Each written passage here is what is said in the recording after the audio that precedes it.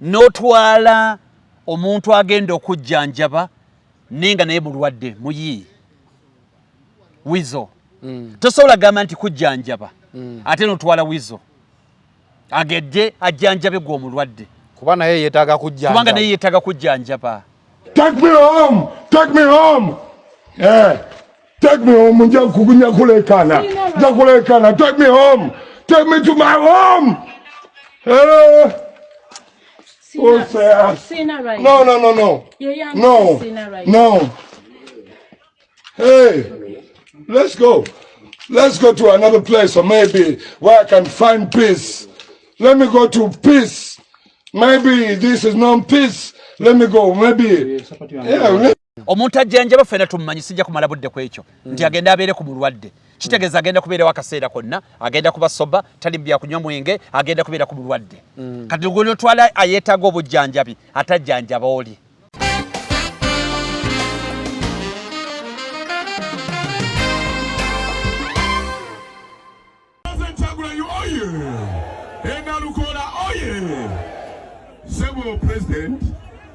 Waliwo omusajja bamuyita Desmond Tutu yagamba, in the season of injustice, when you choose to be neutral, you have sided with the oppressor. Mu biseera ng'abantu batulugunyizibwa bwe weefuula munnamawulire embuzi edinampa wengwa oba weegase n'abo abatulugunya abalala. Nze munnamawulire bw'abo abatulugunyizibwa era ensonga zammwe nzikutte kannabwala. Era munywere president mumumpeera akalulu nenda lukola mumumpeera akalulu ra sha twalabye kiri ekawempe executive yekulira amaje UPDF police n'ebitongole by'okwerinda executive yebikulira kati executive ne wendula amaje jat negakuba abantu okwagala okola ki obatta obusi nene bagenda bebakubye ne bagenda musiga eddamuze oli n'aganda obba wa bailo ng'oli omubiri gwonna bagukubye n'agamba tewali bailo n'omutwe gwonna bamukubye tewali bailo tukwatagana ne kigende mu parliament neebulwako kyegamba ekitegeerekeka tujja kubiddamu ku lwokuna bibe mu mudda olwo bonna beekobaanye fourth estate weeyingirirawo era kyova olaba amawulire gakola omulimu munene nnyo okulaba nti gatebenkaza eggwanga lino mu mbeera bw'etyo bamembers ba fourth estate be bamawulire bwe kibanga embeera bwe zitabuka mu ggwanga father avaayo imaamu avaayo neyeetaba buterevu mu byobufuzi ate kyekirobera munnamawulire.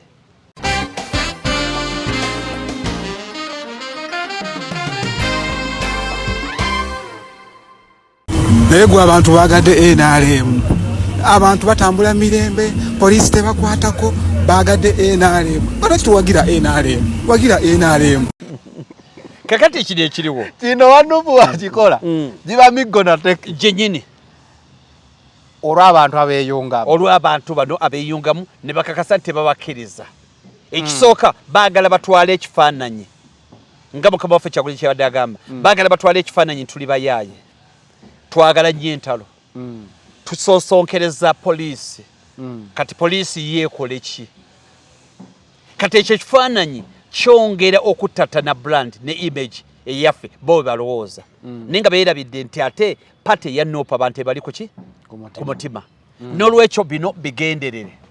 Baagala kudemoralizinga ttiimu yonna egwemu amaanyi. N'omuntu eyalibadde agamba nange kazi gye nnonde abite agambe kye nalabye Kawempe zisobola kola ki? Kubyetabamu. Ate jjukira ku ddakiika esembayo bajja kufeeringa bajja kuleeta abantu abaabwe. Batandika okulonda. Bamikinga eshupa era okusinziira akalulu bw'enkalaba. Honorable Nalukwalo agenda kawangula kanso niye agenda okubira owokubiri agenda kubeera oyo w'NRM. Ne video bweti gyenva okuplayingira. Eno ate ebyo byebituufu n'ebigenda okulangirwa si byebituufu. Nana Hub Mouthwash lyeddagala ettuufu yennagakasa mu kujjanjaba endwadde z'amannyo. Amannyo gakuluma bw'ossaayo ekyokya oba ekinnyogo gagasanyalala bw'osenya ovaamu olusaayisaayi oba ogayiza ludda lumu. Senyesa Nana naye weegendereza abafere tebakuguza kappa mu kutiya. Musange mu famasi zonna. Nana yakakasibwa National Drug Authority. أعوذ بالله من الشيطان الرجيم بسم الله الرحمن الرحيم السلام عليكم ورحمة الله تعالى وبركاته nze Haji Yasin Kiza omusomi w'eddwa nkola ku misango bula ly'abaana gwa yalimu okuzaala abonaabona anoonyeza obufumbo n'obutambulamu emirundi gyonna akaabya obwavu atalina mulimu ebizibu eby'amaka eby'emmaali omukisa yagenda e Bulaaya okukola toyina mirembe toyina mirimu nsangibwa lugalambu ku lw'ejjinja osobola okukuba ku nnamba ezo ali ewala osobola oyita ku WhatsApp ku namba zange ezo z'olaba ku sikulini yo. The final channel kwoli of course nga bulijjo tubeerawo kubanga tuwa updates ez'enjawulo okusinziira ku biki ebitambula mu ggwanga amawulire n'emboozi ez'enjawulo eziba zitambula nga bulijjo twasalawo okubeera nga tubanoonyeza abantu abakugattako mu information because information is power nga omanyi the final channel be in the know olunaku olwaleero ndi musanyufu okubeera nga nange nfunye opportunity ebeerako n'abamu ku ba legends oba pioneers mu nsonga eno eya media betwalabirako ndi n'omukulu Tegusuulwa. Mwami Tegusuulwa. Yes sir. Kusaba obuuze kuba tulaba ku Focus 360. Sebo neyanziza. Abatulaba n'abatuuliza mwebale nnyo mwebale ddala. Kamange nange twala omukisa guno okwebaza. Okumpa omukisa guno okusobola okuba nga njogerako n'abantu. Ngutwalira ddala nga kyamaanyi kuba mu nsi baddewo ekintu omuntu ky'osobola okufunamu kiri kimu. Opportunity. Kuwa mukisa kati ekiri eri gwe kugweyambisa kweyongerayo oba kugutta naye nga kyosobola okufuna mukisa mu nsi mu kye bakuba kuwa mukisa omukisa gwe bakuwa gweyambisa kati omuntu yenna oba ovudde ku university olina agamba nti olina degree nejjangu ombalira ebitabo byange ebya niigiina ogwo omukisa guba munene ate mubo bobadira abaniigiina mwogenda okuva togende paka mu bank of Uganda lwakuba abantu abasinga baagala kutandikira waggulu naye awantu wonna ate wooli era osobola okukolerawo era n'okolerawo ekyamaanyi wonna nga kiwalikoledde awalala. So tweyanzizza nnyo ngenda kubuuza ebintu nga biri social okusinziira ne political okusinziira I think social takes everything kubanze nanyumirwanga nnyo akantu ko toli mwavu mutwego gwe mwavu akantu ako literally oli wakawulira ayinza olowooza oba bamuvumye oba ki but it takes you okulowooza ku bintu ebimu with a deeper mind so tugenda kuba tutambulira awo nkwebaza kuba si kyangu kukola feature mu media wano ne bagikutuuma erinnya kibanga omuyimbi ayimbye hit ne bagamba oyo Aluna Kitooke oyo Hildaman Mazongoto ono Tegusuulwa toli mwavu mutwego gwe mwavu so that was a very very very big feature gye wayiya mu media era tetugitambulirako abamu ne bajezimbiramu abamu ne bajejeregeramu abalala tugifunamu ebirala byonna ebyenjawulo. I know you're a politician as well and you are a council mu mateeka ate n'oli kansala wali ku politician akalulu k'ekawempe kano embooko ng'ensusi kalaga ki mu 2026 awo we tulaga neyanza so akalulu k'ekawempe leero ziri ennaku z'omwezi beka leero si ttaano leero lwakusatu kanzinoonye ndozo omuntu wanalabira program eno wonna wanagirabira kiba kirungi namanyira leero ttaano akalulu bajja kalonda genda ku z'omwezi 13 bino bye twogera ebula ennaku eziwerako 13 toolako 5 zibanga mmeka 13 toolako 5 ziba 8 I think ebule ndako kale 8 kuba olw'omunana lw'okulonda ebule naku nga 7 now ebiri ekawempe bigenderere ate tebabigenderedde leero lwaki tebabigenderedde leero bw'otunulira abakola effujjo okuba bannayuganda naddala abo be batakkaanya nabo olaba nti abaaleeteddwa ekigambo jati tubadde tukiwulira ne jati tubadde tubamanyi mu misango gya Naggomola ba anti-terrorism eriyo omutawana endowooza ba joint anti-terrorism oba biki now engeri gye bambaddemu engeri gye beesabiseemu ebyokulwanyisa bye balina n'enkola gye bakolamu emirimu olabira ddala nga bateeketeeke era balina ekigendererwa tebakiguddewo bugwi kubanga guno omulimu sinalabawo kiremesa poliisi kuba nti yeri in charge tekyetagisa jati tewali kyabaddewo kati nga saagala kugenda nnyo ku byakoleddwa naddala effujjo eryakoleddwa ku candidate wa no council Nalukoola n'abawagizi ne babakubanga mu mulire ne ba honorables ne babasiba n'ebirala ne bakola effujjo eritalimu kwekweka mu maaso ga kamera n'okwata omuntu ava okunominatinga n'omusikambula ku boda n'omukanyuga wansi n'omukuba emiggo n'omwambula n'engoye omuntu oyo aba determined aba ayina ajja mu falasire azze kukikola takiyizaawo omuntu akiyizaawo tatuka kwe extent bamala ku dispersing abantu akikomyawo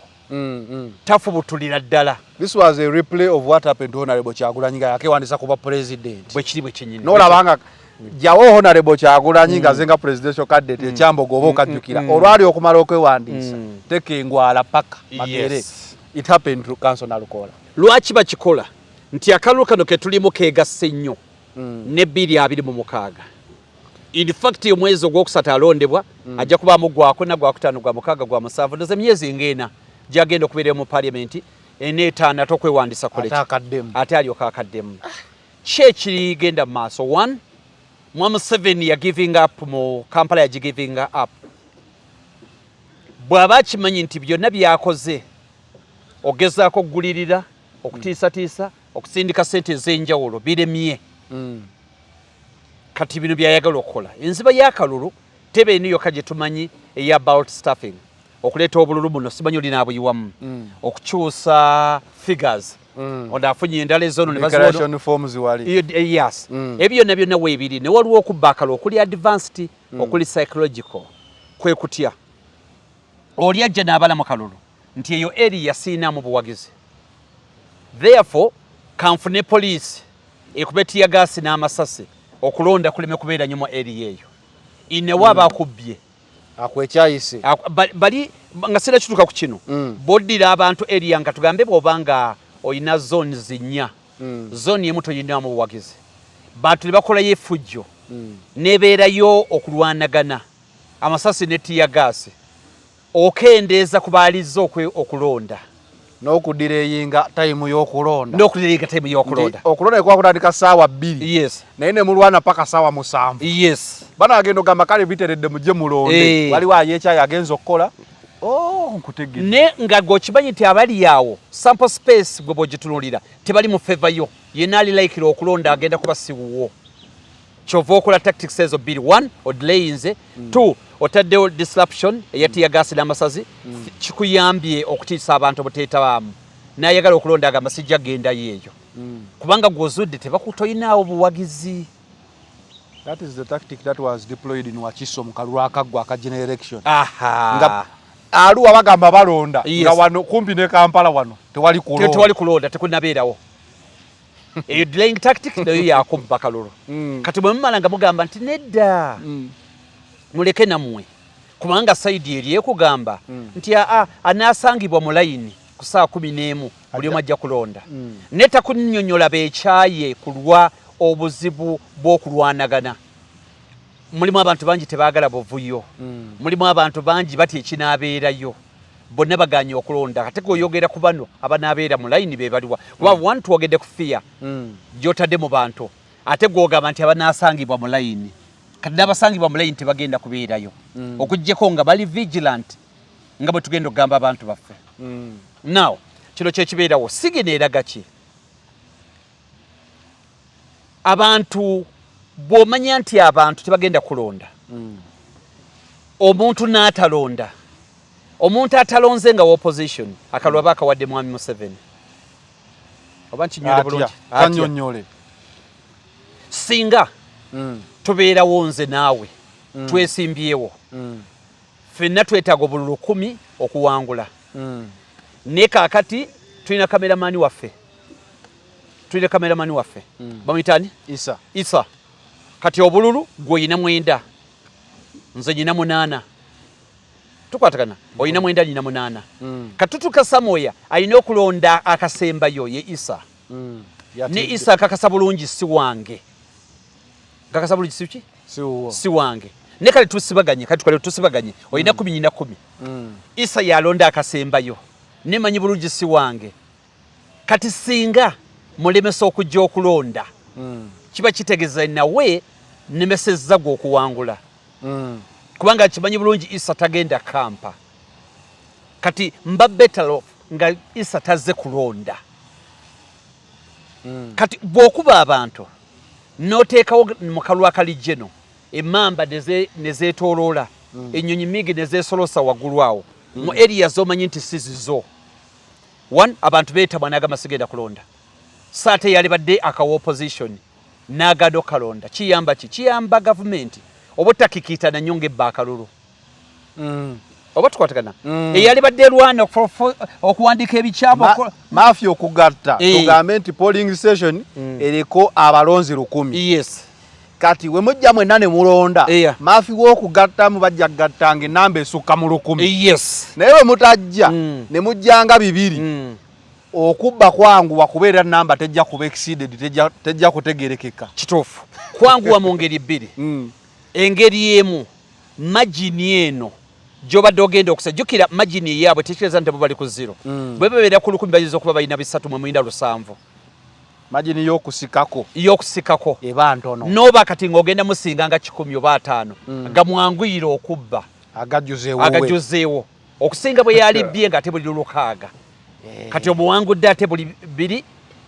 3 oba 10 ye tactic ya Honorable Kyagulanyi nti protest vote mulonde mu bungi so that ne babeera baagala okugattamu biba tebigatta ekyokubiri opposition kyebadde temanyi ne bw'oba ga opposition ng'owangudde era NRM ebebbye n'eki kyekola ekola ku psychology y'abantu etya nti owe NRM owa opposition bwawangula n'afuna emitwalo 3 owe NRM n'afuna gumu 8 bo wali nga batiikinga nti awo kiryoke kubanga abantu baabwe tebawedde mu maanyi tomulese gaapu nga bw'osuubirwa magini kati ye bwonna ogenda ate eri ekiruhuura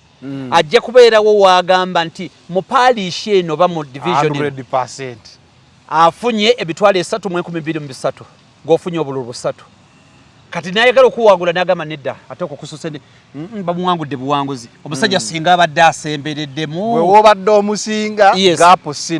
nnene ye waakusinze gaapu nnene nnyo ate na wano temuweebudde mu area w'omusinze temuweebudde wiini agikulekedde ogitwale kati muganda wange mu life abantu batulinya nnyo prize kikyofunamu naye ate abantu abamu bakombayininga abamu batwalako kimu abantu batulinya nnyo kikyofuuka oluvannyuma lwa prize kankuwa ekyokulabirako nyinza ogenda wano nga mbadde ndi muyimbi ng'ekyokulabirako nze Eddie Kenzo negenda nesitwala Grammy award naye okuba nti participate nze kyokka bwe nkomawo nfuna obulango bwa company za Uganda wadde sinze natutte era ne mu Uganda tukwogerako ng'eyasinze ab'e-Uganda in the process kyofuuka kisinga kyofuna tulifena kati wano singa olwaliro weerabira essimu yeeno essimu eno nga nsobola ogitwala nga totegedde essimu eno bwe gitwala nja gitunda nfune naye ssente bwe ngenda okufunamu kisinga singa sigitutte nenjikuwa nenfuna trust mugwe enkeera ogenda kunzigirira omulimu ogusinga n'ebbeeyi essimu kuba essimu eno ng'oyinza olaba nti ya bbeeyi mu example y'essimu but what it contains bya bbeeyi okusinga essimu omubbi senga agibalaga man nabbi essimu yo naye nze mpe emitwalo gyange 2 nkuwa essimu yo nkulagirire weeri kisinga ogenda okugula empya because nowoona ogula empya there is some information you will never get back kati mu nkola eyo ekiri ekawempe bino bibaagala baagala abantu bagambe nti ebyokulonda nze mbivuddemu kizanyira mu advantage y'NRM okubivaamu nga togenda kulonda status case gala yemu nga bwe bali waggulu baagala omubaka wo gw'ogenda okulonda omugyemu ensa kuba walaba nga bamukuba bamusambasamba mu butonde otandika okuba nga tokyamulaba ng'omubaka omutuufu yennyini tukwatagana era otandika okukola ki okumulaba bw'otyo baagala gaapu eno ereme kutiisa egambe ab'NRM bagambe tukyalinawo obuwagizi kati ebyo byonna babikola nga beetegekera kalulu kali aka 2026 nakano nga bamanyi mugenda kawangula ne mulime kawangula nnyo ekirala ono mulime mutwala nnyo nga Katonda kumukkiririzaamu kubanga baabalagako talina maanyi basobola omusikambula ne bakuba ku booda Mbadde njagala okukola. Poliisi reason zegamba nti Nuupu omwaba Nuupu mu disrupting traffic mukola obuzibu mukola procession. I'm seeing a procession here.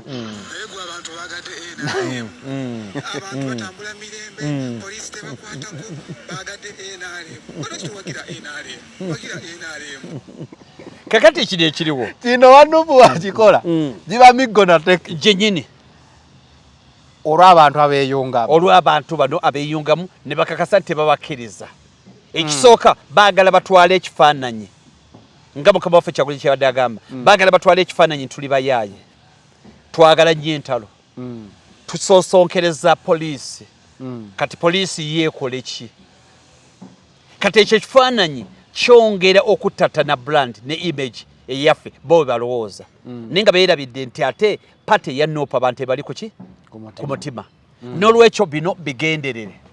baagala kudemoralizinga ttiimu yonna egwemu amaanyi n'omuntu eyalibadde agamba nange kazi gye nnonde abite agambe kyenalabye Kawempe sobola kola ki kubyetabamu ate jjukira ku ddakiika esembayo bajja kufeeringa bajja kuleeta abantu abaabwe batandika okulonda bamikinga eshupa era okusinziira akalulu bwenkalaba Honorable Nalukwalo agenda kawangula kanso niye agenda okubira owokubiri agenda kubeera oyo WNRM ne video bweti gyenva okuplayingira eno ate ebyo byebituufu n'ebigenda okulangirwa si byebituufu byogenda okulangirwa birala kubanga kati ffe otamanyi gukasita bakulangirira nti owangudde akalulu n'obuluka kaago oba obusiizeeko omutwalo ekyo kimala kizibu okutunulira wiini kumbe tactically bakulaze nti kale wano kwe mumpi muyinza muwangudde naye gaapu eno tugikendezezza ne bannayuganda okuraising up buli ebyo bibeerawo oli agwama amaanyi n'agamba musajja tumuleke afuge tetugenda temututisa bwereere musajja mumuleke kubanga ekifaananyi kyakulaze nti ye yalina amaanyi gonna agasobola okukola buli effujjo lyonna kati omuntu atayagala nnyo ntalo wadde opposition atandika okwebulankanya mu kalulu. You are a politician, senior journalist. Ate oli involved mu politics ono. During COVID baleeta abeerodiyo. Ensi yonna neekaaba. Tulabye jjaati eno. Ensi neekaaba. Luli government yazaayo abantu for training. Baba recallinga. Gamba akatuddeyo tubatendekeko. Nga bali worse than their mode of operation. Kuba ano tulaba nga military ne police ate be basika abajjati nga nabo balaba kisusse kye mukola nga twalaba abeerodiyo ng'okusanga wa military osanga wa erodiyo osanga mu wa military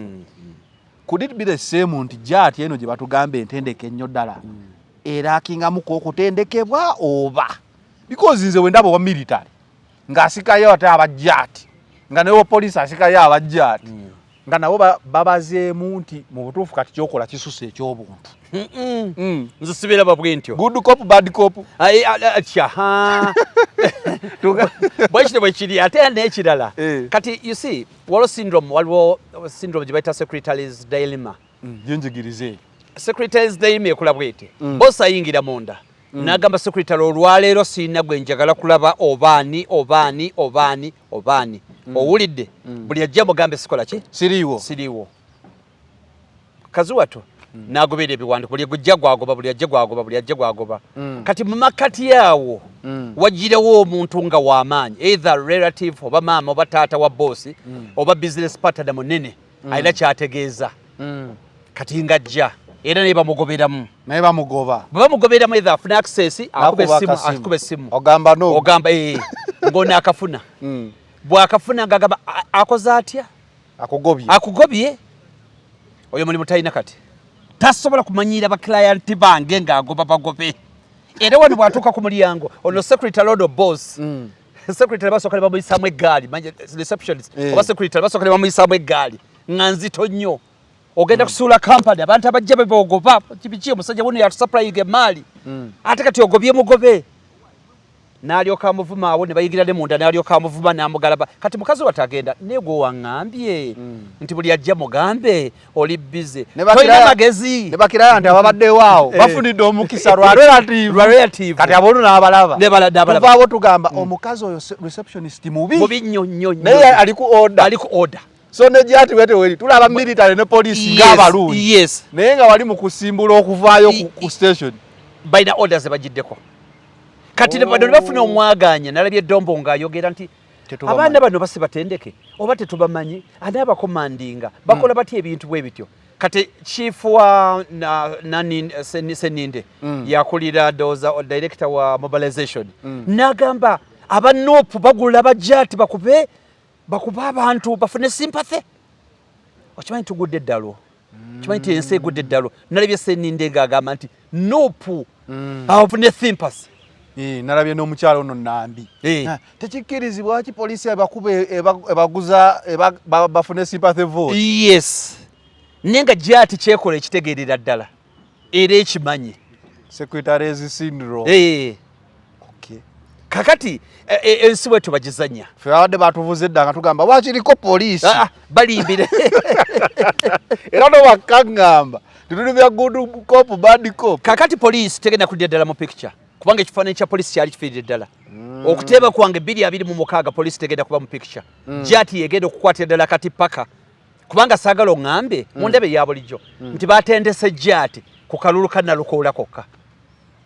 jati etendekebwe egulibwe ebyokulwanyisa ebizito eyambalenga bweyambala etendekebwe nga yatendekeddwa ku kalulu ka 13 kannalukoola saagala kikkiriza bwe ntyo tugikuba mu 226 batoddeyo obutoozi bali mu kugezesa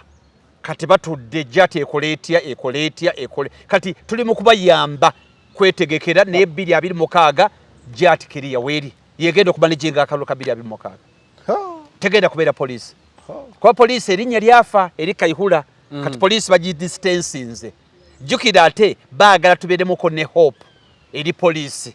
tukirize nga tukyatwala emisango ku poliisi tukyagyeyambisa katandisa okulaba jati mbi nnyo wakiriko poliisi ketulimu kati ketulimu era operation ya jati egenda kumala 226 kalulu oba esigalawo beneevaawo neegwe mulamwa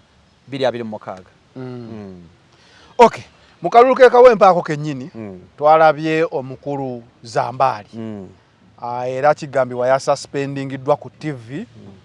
teyakoze jo barometer alina interest mu kujjaawe nansa naye asoose n'ayitawo Kayimawo n'agamba namulangirira ye omuntu gwe ngenda okuddira mu bigere but tetugenda kutunula eyo oba tuyinza okutunayo katono katutunulire gwe nga munnamawulire okoze ku Bukedde okoze ku medias ez'enjawulo naffe tukoze ku medias but there is always that rule gye bateekawo nti munnamawulire talina kulaga sayidi era wolaga sayidi omulimu mye kiri kiti ekyo ekintu because you have been a journalist you have got into politics what happened to you? Me, I'm still a journalist. Tuine teke tufuga tuine act by the abawulire ya 95 Press and Journalistic Act tugaidinga bintu bingi ne olwa purposes za debate eno mulimu ango nyingi zigenda okwogerwako munnamawulire teyawukana na businessman teyawukana na teyawukana na doctor teyawukana na engineer teyawukana na professional yonna ekisooka bonna bada Uganda etteeka libakiriza bonna okwetaba mu byobufuzi bya Uganda ng'abawagizi nga abeesimbyewo ninawo ne embeera buli weetuuka mu ngeri endala ogobera omupiira bwe babanyiga ennyo ttiimu nga baginyize ennyo kituuka ekiseera nga tewakyali bya namba frontline ya namba 9-10 bonna nga bali mu box tosobola gamba namba 9 ti okimye ki mu box nga tebali mu kutulumba mupiira tukube baasi tutuuleyo now nti ne bwe bapate waka nga bagaba emmere ne muteekawo bagenda okugaba emmere ne makati mugenda okulaba service tezituuka esowani tezituuka weekanga naawe kennyini wenyigiddemu nanyini mukolo olw'abagesi bo bewayise kati ate oli tasobola kugamba nti ku lisiti tewabaddeko ey'abagenda okusaavinga toliiko tukwatagana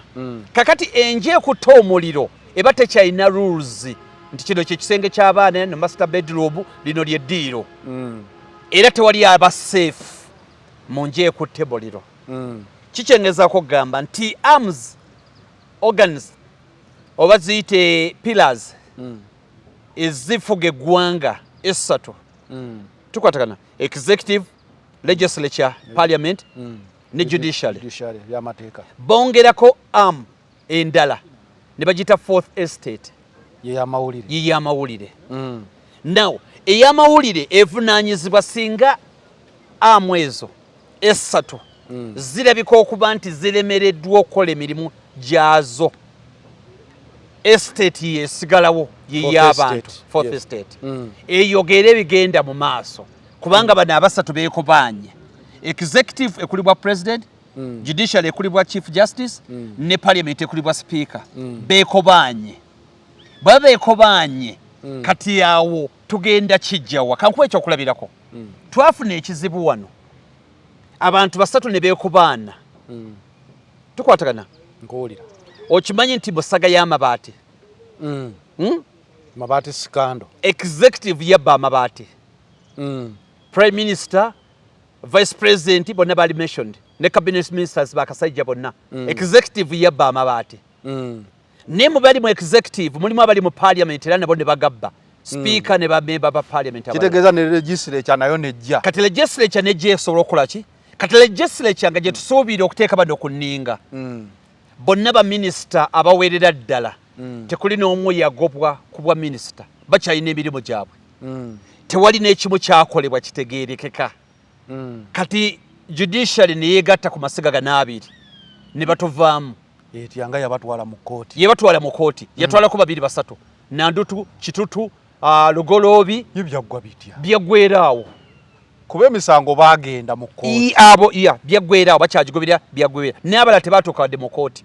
n'abagenda mu kooti nga bagabbye tebaluzinga mirimu gyabwe bakyali ba minisita tewali n'omu yafiirwa mulimu wadde n'ogwo babasuula bannandutu shafu yajja ne lagira abala bakyali ba minisita abala kubo bonna bakyali ba minisita biggest number n'ebikonge era bo ne bagamba nti kale bwe bamulekanye nnyo kangazzeeyo kambaddiza obubaati bwammwe kanzizeeyo omunyago kanzizeeyo omunyago tekikugyako bubbi kubanga issue si mabaati gano yeesiga layisi ne issue ye muntu gwe twesiga okuwa public office ne weeyigira mu bintu by'ekikula ng'ekyo kati mu skando ng'eyo fourth estate mwegira twalabye kiri ekawempe executive yekulira amagye UPDF police n'ebitongole by'okwerira executive yebikulira kati executive ne wendula amagye jat ne gakuba abantu okwagala okukola ki obato obusi ne bagenda bebakubye ne bagenda musiga eddamuze oli n'aganda obba bailo ng'oli omubiri gwonna bagukubye n'agamba tewali bailo n'omutwe gwonna bamukubye tewali bailo tukwatagana nekigende mu parliament nebulwako kyegamba kitegeerekeka tujja kubiddamu ku lwokuna bibe mu mudda olwo bonna beekobanye fourth estate weeyingirirawo era kyova olaba amawulire gakola omulimu munene nnyo okulaba nti gatebenkaza eggwanga lino mu mbeera bw'etyo bamembers ba fourth estate be bamawulire bwe kibanga embeera bwe zitabuka mu ggwanga father avaayo imaamu avaayo niyetaba buterevu mu byobufuzi ate kyekirobera munnamawulire okwetabamu tukwatagana kubanga bano baali badoloza nti badaddiini bo tebaali babaddemu avaayo neyeesimbawo imaamu n'avaayo neyeesimbayo abasajja abobuvunaanyizibwa abali mu institutions abali mu academia abakalicho ne bavaayo abakalicho ne boogera abali mu academia abakugu ne boogera basoma ebitabo byabwe ne boogera kyekigaana munnamawulire okuvaayo okwogera ku byobufuzi tewali kati question esobola kubeera nti ovuddeyo otya era obyogeddeko otya tukwatagana naye mu nsi ezikulaakulanye nga mu Amerika n'awalala bavaayo media house evaayo negamba akalukano kagenda kutandika neffe tuli ku democrats yes in America tulabanga media houses zivaayo Fox negamba ffe tuli bagundi tewali buzibu ate wache no tubadde mu buzibu kati eno si culture yaffe kubanze nakola sports okumala emyaka 11 niye nga nze ndi wa Liverpool nze ndoza mu Uganda yekanza yakyogeraga nti nze ndi wa Liverpool ninga abalala bonna lutalo toyina kwogera timu gyowagira toyina kwogera timu gyempagira konze nenja kwogera okubeera mu objective ngamba bulidde timu gyempagira ne mutandika okuntunulira enkaliriza oba ndi mwesimbu byenjogera mu byenkola yali badde argument ninga bagamba toyina kwogera timu gyowagira toyina kwogera tiimu gyewagira. Kakati ekyo kituleetera obuzibu n'obeerawo ate nga bannaffe abazungu abaatusookawo aba gye byatandikira gye tubikopye bo boogera tiimu zaabwe. Kati wano tebakugajiza ddala kwogera lwa nsonga emu. Wano gavumenti ye controllinga buli kimu 99%. Si 99%, 100%. Ye controllinga media houses zonna. Nje kiddamu zonna oba eno ya gavumenti oba yaki zonna ye controllinga. Sagala kwogera kumpe wano ne waliwo radio ezimu nga za gavumenti nnyo n'okusinga Bukedde ne UBC. Ninga abantu batebazirabanga ezirikiriye ziri soba. Ninga radio station oba TV station nga ye naalemu nnyo okusinga Bukedde ne UBC. Okusinga zino kati Bukedde oba Vision Group tugamba those are national media platforms. Nga ono olaba ne UBC. Naye kati ogamba looze tulabanga private. Naye nga ate ezo zondowooza ate zo za kibiina na bubiina si government n'okusingawo. Because waliwo ogamba nze ndi munnayuganda nga olaba poliisi ti ya Uganda. Then waliwo okubeera kada w'NRM. Kati ogamba there are national media platforms. Bukedde, UBC, Vision, those are national. But they are party. Kyogezaako gamba they are party media houses. Tezijja kujja zigambe naye. Nega kulowooza UBC yeyina okikola. Nenga bano bakambwe nnyo n'okusinga UBC. Kakati ye bwe buzibu bwe tulimu nti olw'okuba gavumenti ye controllinga eyina ezaayo niye esinga gavumenti ye biggest employer. Gavumenti yesinga ebiranga ebingi. Gavumenti yesinga ebiranga ebingi. Nene byetali ne company ezitali za gavumenti zibeeguya. Sijja kumenya no company nene zonna gavumenti bwezigamba nti tetumwetaaga tosulako. Katate bananyini ba radio stations zino ne TV bananyini media ba business people omusolo balina ogusasula UCC n'ebirala. Kati bafuna kyonna ekibatiisa tosola basangawo baba ino complyinga ku government kikyekola ki kyebagamba. Era kinawulidde juuzo omukulu Balamu nabadawulidde n'ensaka n'okusesa. Mukulu Balamu yagambye nti ba owners ba media stations bagende Kyankwanzi bagende babagire. Nenga kyewunyisa ne bali omunsi ayabadde avuganyizibwa ku docket eyo ndoza bali omunsi gatamanyi. Nandi eri command yavudde wa General MK. Nenga bali omunsi tamanyi. Kati yeyongeddeko na kino ne ba presenters bakutwalibwa Ekyankwanzi. Kati ekiddako kimanyi obwedda gomboza ne kankuboza ekiddako fe ba YouTuber ne ba TikTok naffe tutwalibwa tusomesebwe. Jeno Muhozi naffe tulina okutwalibwa kuba banava kuba joni kuba aba media house ba blogger TikToker bonna babeetaaga Ekyankwanzi omukulu abasomesa. Kati sijja kikubuuza ekibuuzo naye gye tulaga ogira obirowoozaamu.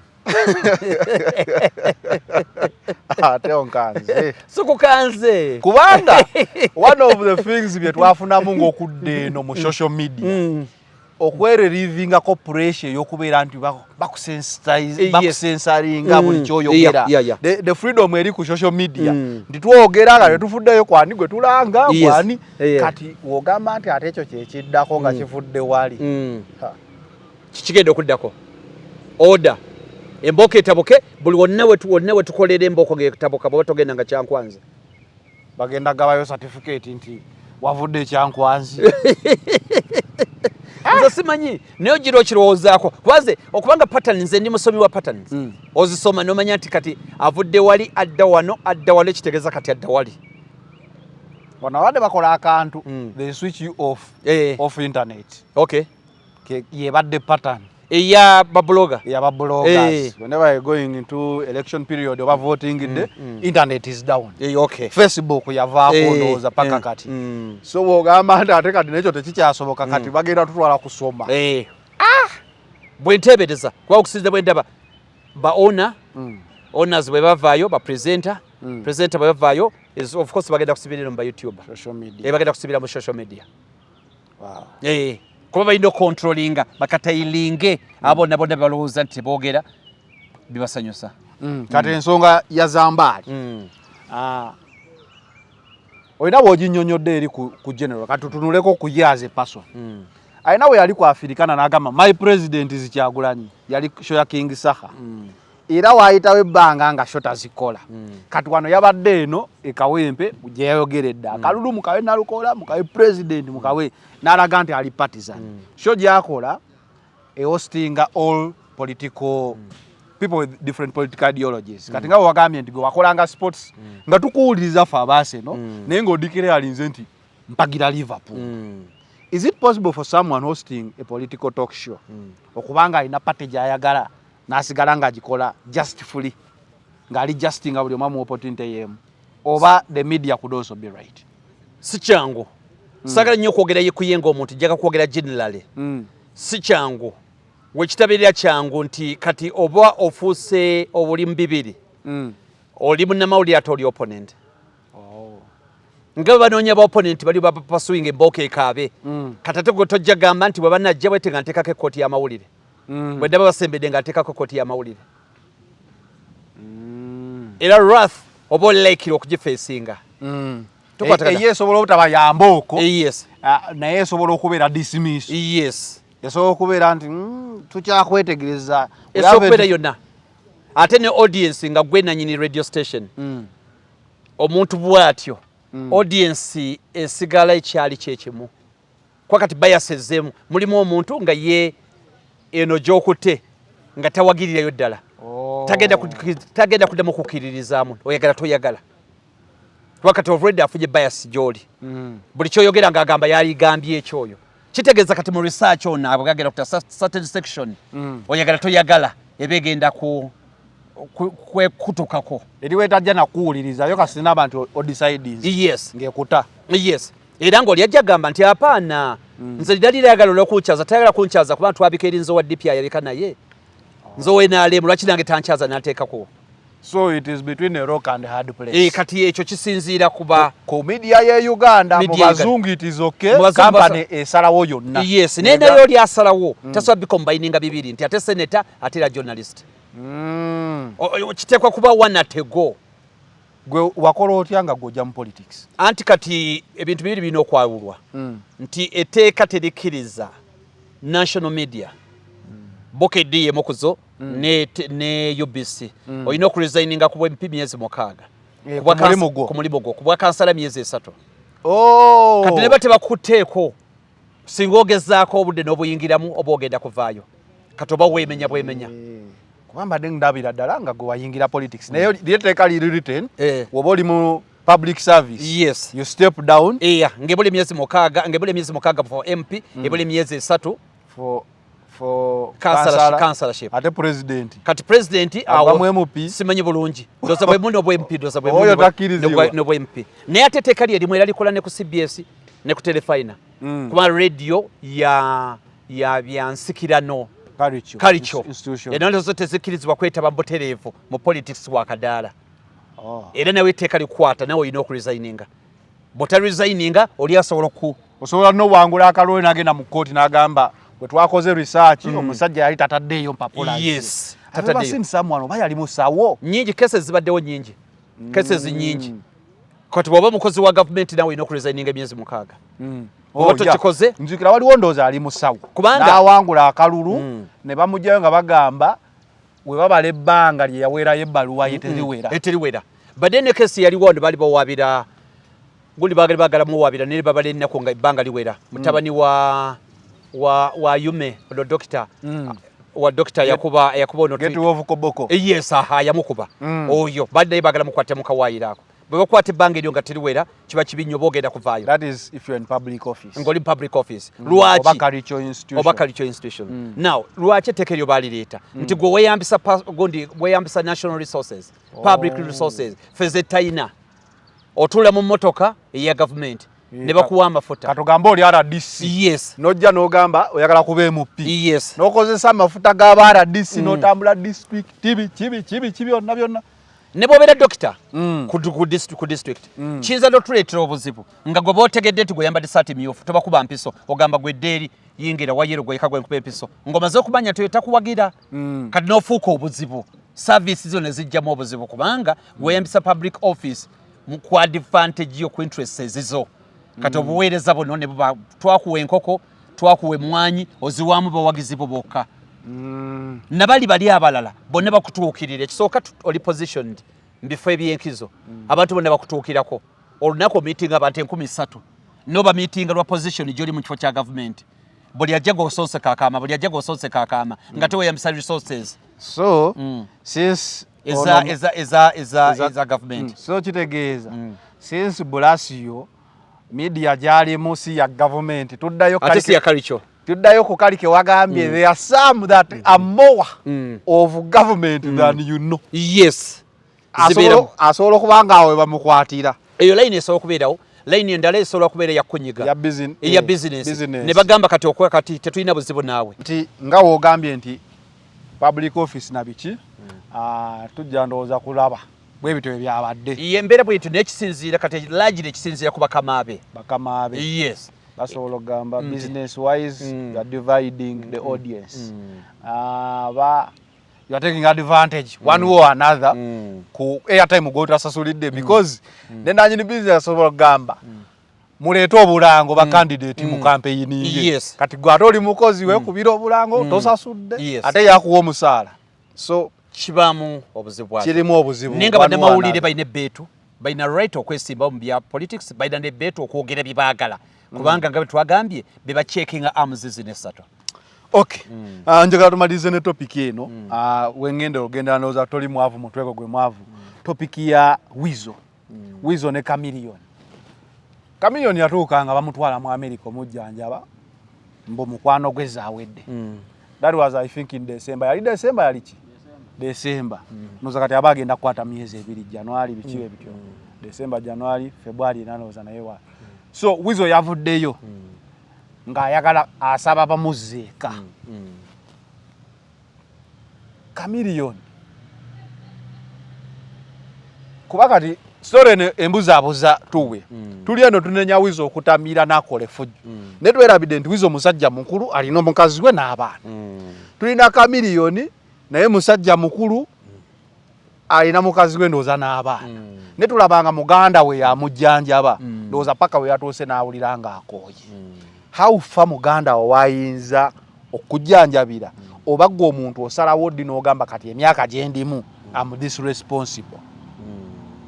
okay neyanziza nawo kino ekintu kinene ate kiri ku Wizo yekoba Chameleone oba n'abalala now nyina ekizibu ku bastar abasinga ba superstars siba Uganda boka ne world over bastars abasinga ogenda okulaba nti abeerawo n'abasanyusa n'afuna ssente nnyingi nnyo n'avuga buli motoka n'agula buli kizimbe n'afuna buli bulamu bwonna abasinga gye bigwera ng'asonda ssente z'akumujjanjaba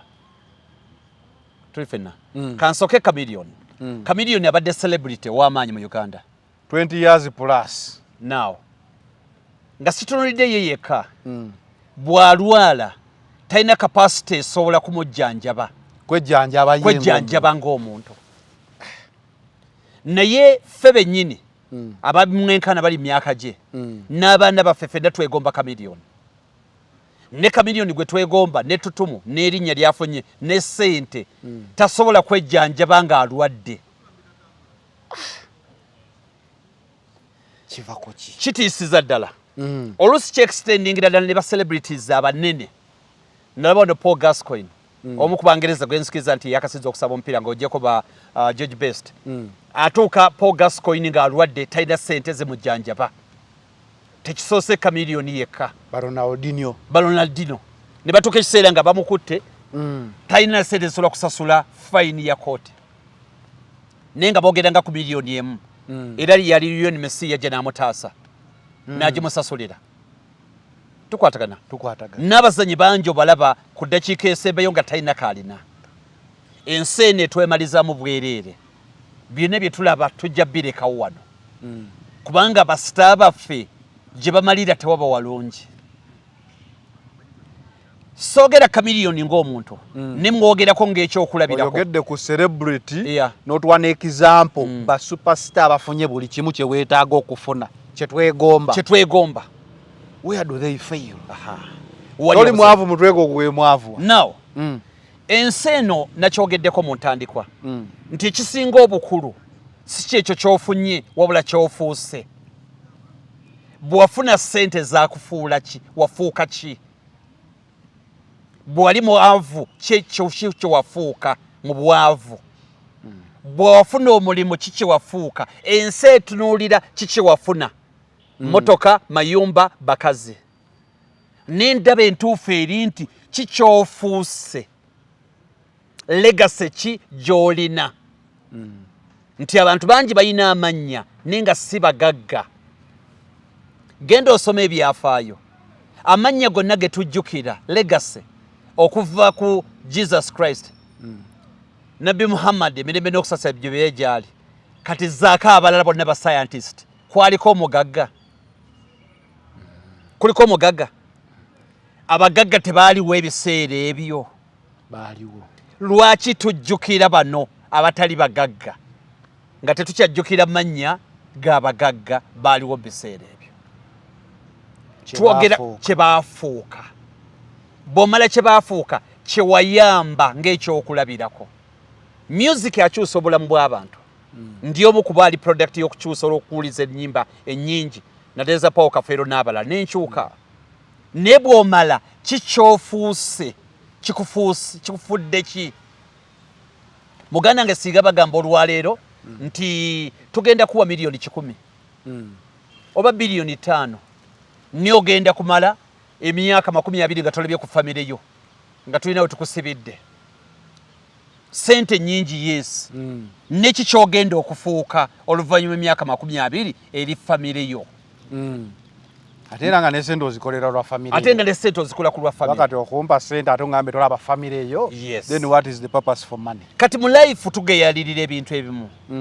emu ku bintu ebimekiga omuntu one ye famire obulamu obula bwe bwa spiritual obwa Katonda obulamu bwa Katonda ebyo ebibiri ng'ogyeko ebirala obulamu bwo health wise obulamu bwo bukuumya otya kati ebyo ebisatu bikulu nnyo kati kantandikire eri Chameleone kubanga waliwo wempulidde ng'agamba nti yeebaza gavumenti okumuyamba okumujjanjaba yeebaza gundi kati ate oyo gwe twegomba gwe tutunuulira ebbanga eddene abaana baffe gwe beegomba buli omu gwatunuulidde talina kapasite yejjanjaba bw'alwala mumala kuba gwanga mujje kitegeeza ffenna awamu politics atereere gavumenti etuufu ettekewo policy ezisobola okuba nti buli munnayuganda asobola okwejjanjaba atali oli akulembedde wabula n'asembayo funeka health insurance ebeerewo lw'okoze sente kuba obulwadde bwo tebukugamba tujja kujja wiiki ejja yes so lw'okoze sente beera nga osasula insurance eyo osobola okwejjanjaba in case obulwadde buzze ekirala gavumenti eno erina kukyuka gavumenti entuufu erina policies entuufu ejje lwaki musajja wattu mulwadde ali ku mawanga ne tasobola kuleeta bamujjanjaba basukka ku omu kubanga ali bunaayira singa amalwaliro ago gakolebwa wano yali badde alina loole y'abantu esobola omujjanjaba olwaleero ab'eŋŋanda kubanga kwe bali kuno naye olwaleero ali bunaayira ayina omuntu omu yekka yasobola okumujjanjaba kati ate okuba okumujjanjaba nakyo kiri expensive n'otwala omuntu agenda okujjanjaba nenga naye mulwadde muyi wizo tosobola gamba nti kujjanjaba ate n'otwala wizo agedde ajjanjabe gwe omulwadde kubanga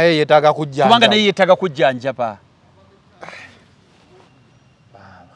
tukwatagana omuntu ajjanjaba ffena tumumanyi sijja kumala budde ku ekyo nti agenda abeere ku mulwadde kitegeeza agenda kubeerawo akaseera konna agenda kuba soba tali byakunywa mwenge agenda kubeera ku mulwadde kati gwe n'otwala ayeetaaga obujjanjabi atajjanjaba oli naye ng'ekyo kyokka kiraga ekintu kimu nti ne famire gye tulabanga kubanga tukirize tugaane nga tetuli mu politics ze zimu ku famire ezibadde ez'amaanyi ezibadde mu stardom okumala akaseera ne nabo bakyalimu nti omuntu naye agendeko mu Amerika muganda we yaba agenda n'abeerayo now amazima gali nti si mutima mubi wizo yafa dda brackets zitya point eryemu waliwo omusajja bamuyita Les Brown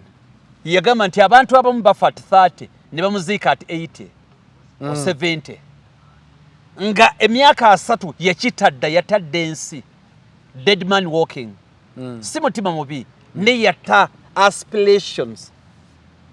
yekyawa okuva mu nnerwe yamuvaako ali mu kaseera kazibu musajja wattu yeetaagira ddala obuyambi obw'amaanyi kubanga oli bwe bwali obulamu bwe tasobola kuyimba watali n'omukwano gwe bayina kati depression eyo musajja wattu gy'alimu tosobola kumujja eno mbw ate agende eri olwa musajja wattu alaajana abaana bange famire yange taliddamu kutereera si kyangu okutereera kyetaagisa obuyambi bungi era kye tugamba twetaaga amateeka gabeerewo copyright law abenga ennyimba zo olwaleero yali badde azifunamu ssente zonna kuba abaana bayimba ennyimba ozimalayo wano abaana bayimba ne bamatiza si mu Uganda yokka si mu Africa paka ku mutindo gw'ensi yonna wizo nani ne radio bakuba ennyimba twazinyumirwa batunda eggwanga lino baali badde olwaleero bakyalya ku ntuuyo zaabwe kye tuyita corporate law olwaleero yali badde wizo agifunamu nnyo nga takyasobola kuyimba olw'ensonga ez'enjawulo ninga asasulwa buwanana buli wakuba akayimba ke kati nga asasulwa busasulwa sente nyingi weeziri era nga buli omu amulabirako buli omu amwegomba n'ataliko kukola ebirala oba bya charity oba byaki ninga sente zijja kati olwaleero ali ku level yakujjanjaba muntu singa kyokka nga superstar ali ku level yakujjanjaba muntu ku kitanda yakwegayira mu nzize ye Uganda talina na sente zimujja America kudda kati kye tugamba nti amateeka gano galina okutereera Uganda etereere Uganda bweneetereera nga policies weeziri ffenna tujjaganyirwamu one ng'obulwadde bwonna obusinga bujjanjabi wa Uganda nga tewali kikwetaagisa genda wabweru nga mulago ffenna tugendeyo minisita natali minisita ffenna tugenda mulago kati ekyo kijja kuleeta okugjawo ebintu ebyekirala tuyina okwongera leve eno ne wabeerewo amateeka ononsonyiwa field y'abayimbi sigimanyi nnyo nekyendowooza wali badde wateekebwa amateeka amakakali nga one entuuyo zino ziryako two olina okufuna manager akumanaginga ng'etteeka ate manager oyo ne bateekawo courses ne bamusomesa manager alina kubeera atya era nga ne penalty weeri singa togoberera manager byakugamba because as an artist you become a brand and you become a business. Yes. Nga mu business zonna bateekamu ba auditor. Yes. Nga baabisoma tebalinaako kakwati. Sibaganda bosichi. Senga you become a brand mu nsi. Yes. Nzandi badde weteeka erikola erikumanaginga how you handle your finances. Yes. Abaana bano bafuna sente nga bato. Yes. Kyekisooka. Ebintu by'okuyimba byangwa nnyo ku myaka 20. Kati omusajja wayingiraana aba agenda mu retirement. Ko omusawo ye aba akyakola bukozi. Yeah. Kati omusajja ali mu retirement ali depressed. Managing bulungi finance. Yes. Tezi managing bulungi. Kati bwe buzibu obuli abwamanya ate bonna eringa nga system nzibu yakubuukamu. Tekisobola kubanga kiri kuyeyeka. Bonna ba celebrities gye bamalira. Bonna era tubakolera car wash. Tunulira wano kabeva celebrity fe bankola ku TV nkola ku radio. Nzanya katemba nzanya comedy ba celebrity ayagala tayagala ina kumalira ku kyeyo kituka ekiseera nga ina kudduka kugenda ku kyeyo kitegeza system terikiriya bulungi tebalowoozaako nga bolaba basambi b'omupiira bamuteekateekera nti bw'ova mu kusamba omupiira obeera coach bw'otaba coach oba munnamawulire bw'otaba kino obeera scout bw'otaba scout obeera agent kati nebaga ate bw'atandika okuba nga agenda akaddiwa batandika okumanya nti kati oli kumpi kufuluma genda ogira osomo bwa kocha era abazanyi bangi agenda okubaliza omupiira oguvaako nga ne bwa kocha abumaze twaba Michael Weni balampa diba Gerard yes. Abazungu bo bakitegeera kati field ya entertainment erimu sente nyingi nnyo singa bagimanaginga obulungi ne bamanaginga ne sente zaabwe obutabbibwa omugenzi basudde yakyogerako nti noyimba enfufu okutuuka bwetunka abaasoma ne beeyolirako ezimu ne beddukira n'agamba nti entuuyo zaabwe bano bajja ne bazitwala butwazi kuba tewali mateeka kati ne tumanya nti omuyimbi amalirawa ekirala buvunaanyizibwa bwaffenna okulaba nti Weasel bamusabye amagezi bamubudeebudde asobola okuba nga ava mu depression asobola okuba nga akoma mu bulamu obuli nomo ekitali kyangu. Could it be a lifestyle? Kubanga when you look at Weasel, incident zokkaaba zino nga atamidde n'ayogera ebintu nga ndowooza alina obulumi bungi nga bwe bagamba nti omutamivu tabaagambwa nga yeetaaga ne yeetamizaamu n'ayogera omutima gwe because Weasel is a quiet person. Era obalaba Red and Weasel yabeeranga asirise naye ng'era owulira waayogedde aba atamidde aba ne pain ye muli gy'alwana nayo ndowooza n'atuuka n'agamba kanywe ku mwenge nkole ki nkikubewo ayinza okuba kwe yatuuse ku eyo level. What does it speak of Chameleon ng'oyo omuntu personality ye kubanga wagamba nti ate omale oleete palasu ate omale emyaka egyo omusajja ndowooza ndibadde n'omwagalwa oba tekikola bwe kityo. Sagala mupininga nnyo ne marriage ye yafuna obuzibu ng'ez'abala batali ba celebrities ze bafuna kati bw'agifuna alema okugimanaginga kubanga si nnyangu bino bigenza okudda okutuukirawo ng'alina obuzibu mu maka ng'omusajja timing ebadde embi n'aba ng'alina obuzibu mu maka ge byetajja kwogerako nnyo kuba ffenna tubimanyi tubirina you a candidate of it wasoba musajja ng'oli mu bufombo saawa yonna basaawa kati tuli kusuna bendi wakolanga nabo nambwayo ayina naye ebizibu bye byayitamu naw kati wano ne bijja bigwawo musajja wato nga ne family teyimiridde wamu n'emirundi egisinga bino ndowooza mu African tradition ffe tetubitegeera bulungi naye abazungu badivorcinga nnyo buli ba celebrities ogera osanga yakadivorcinga abantu nga 6-7 lwakuba mu culture yaabwe bakkiriza divorcinga balina ne contract marriages nkwagademu emyaka 3 ne muteeka ku ndagaano emyaka 3 akola ebibye kati kino kitegeeza nti family olwaleero akyayina omukisa okusobola okuba nga yeesembereza family ya baganda be ne family agikomyawo kati ate nga family erabika nga family yaabwe eri isolated mu family mwennyini family yaabwe sigimanyi nnyo n'endabikira nga eri isolated mu family mwennyini nti family mayanja family erabika nga mu family muli mwetandikira ereka nga eri yokka teriyo mwana wasenga teriyani bali detached beteeka wali kati awo nekiba nga kimubeerera kizibu nnyo family eno okujja okugiyunga kubanga family bebokka kati awo naye byonna biddayo wali woogambye nti politics can fix this. I'm sure if Chameleon ali ku ttaka wano family esobola okubaawo naye n'oba ng'oyagala omujjanjaba olina mails ezikukkiriza okgenda mu Amerika teziriwo era zijja kuba ku ba celebrity Weasel na Palaso olabe nti gwe n'oba ng'oli mwana wa kkojja ng'wandisabadde omujjanjaba tolina busobozi bukuweesa visa genda so maybe that is where the problem might have come anyway kankuleka olwaleero nsanyuse nnyo okubanga ompadde kadde era nsaba tukole kuba ebigambo byo bizimbira ddala tujja byetaaga so Focus 360 final channel yetu wadde ne Innocent Gusuulwa political ambitions okyaliyo nkyali nja kuba mbategeeza kuba kansala mulamba odda 2026 bajja ati mwendi mwoli tukyatunulira mbeera totidde jjaati owaako byakafaananyi ka jjaati naye ndabira ddala nga nze okugjayo foomu nedda naye byonna tujja biyitamu so okuba nga tweyongerayo kale tunaabiraba nga bituuse ffe weetuli We out.